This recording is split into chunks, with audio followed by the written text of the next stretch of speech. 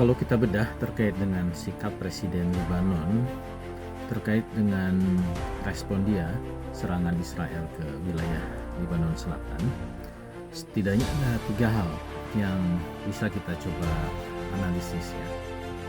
Yang pertama, bahwa sikap Presiden Lebanon yang cenderung defensif hanya berfokus mengamankan perbatasan atau sekedar menyerukan untuk sama-sama menahan diri, menjaga stabilitas internal.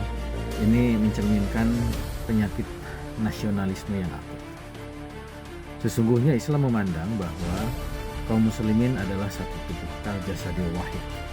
Ketika tanah muslim di Palestina, di Lebanon Selatan, atau di negeri muslim lainnya dibombardir oleh Israel, maka respon seorang pemimpin muslim semestinya adalah melakukan pembelaan umum secara total, bukan malah membatasi pada batas-batas geopolitik buatan kolonial. Dalam konteks Timur Tengah adalah hasil dari perjanjian Sykes-Picot, dan sikap acuh tak acuh terhadap persoalan kaum muslimin ini merupakan bentuk pengkhianatan terhadap semestinya seorang muslim terikat dalam satu kesatuan akidah yang sama. Kedua adalah kebergantungan palsu terhadap hukum internasional.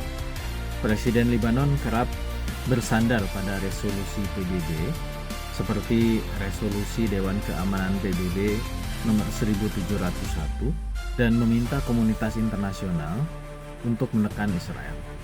Tentu berharap kepada PBB, Amerika atau Barat untuk menyelesaikan konflik yang terjadi di dunia Islam adalah merupakan suatu utopia dan hal yang naif.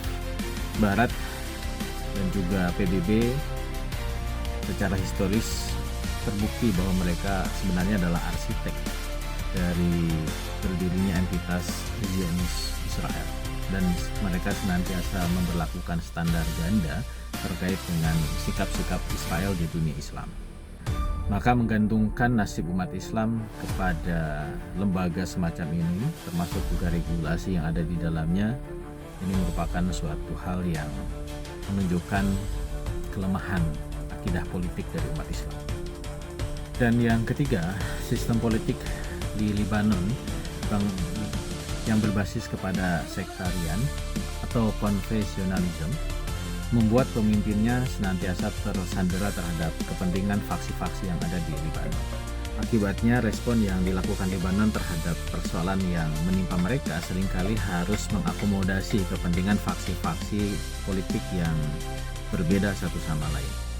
Diplomasi cari aman, retorika kosong, demi memuaskan donor Barat yang senantiasa menopang Lebanon dengan bantuan-bantuan mereka, atau dalam rangka untuk menyeimbangkan kepentingan regional yang ada di sana.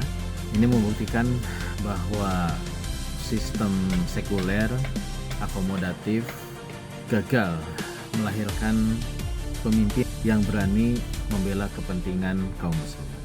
Lalu apa yang harus dilakukan Lebanon? Pertama, walaupun Lebanon bukan negara yang cukup besar, tetapi dengan kekuatan militer yang dimilikinya, kalau itu diintegrasikan secara penuh, terutama bergabung dengan faksi perlawanan yang ada, maka niscaya ini akan menjadi suatu kekuatan yang bisa diperhitungkan oleh entitas Zionis Israel. Negara harus berani memimpin jihad bahkan untuk mengusir setiap jengkal ancaman dari Zionis Israel. Dan Lebanon juga negeri-negeri muslim yang ada di sekitarnya harus melepaskan ego nasionalisme mereka, sehingga mereka bisa bersatu menjadi satu kekuatan umat Islam yang kuat, yang powerful, dan bisa bersatu minimal secara regional, bahkan bisa secara global, untuk mengepung bahkan mengakhiri eksistensi penjajahan Israel di bumi Palestina.